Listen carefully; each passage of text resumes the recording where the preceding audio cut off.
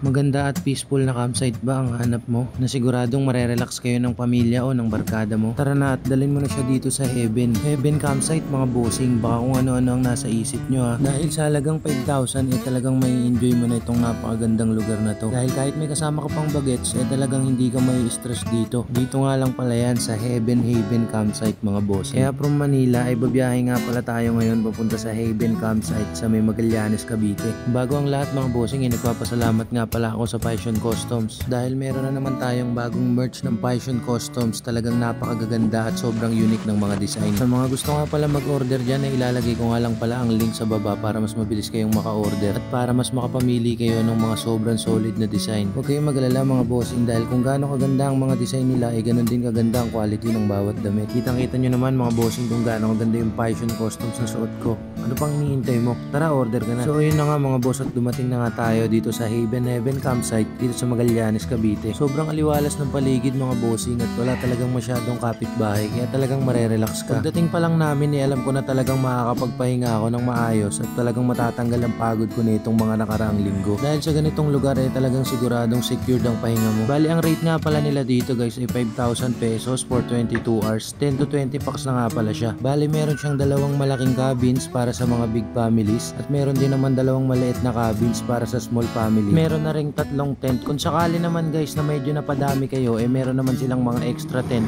May additional charge nga lang yun. Sobrang ganda ng ambience dito at lahat ng kwarto ay malinis. Lalo na yung CR nila. At yung pool naman nagpapalit sila ng tubig every guest. Kaya wala kang pangamba kahit mainom pa ng anak nyo yun dahil libag nyo lang yun nandoon. Okay.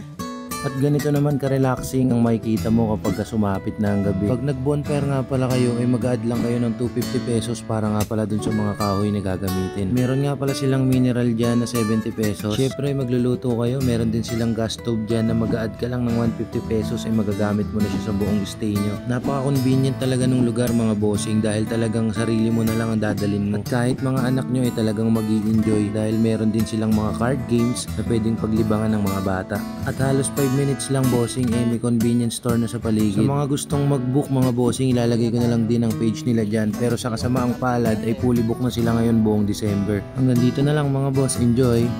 Peace!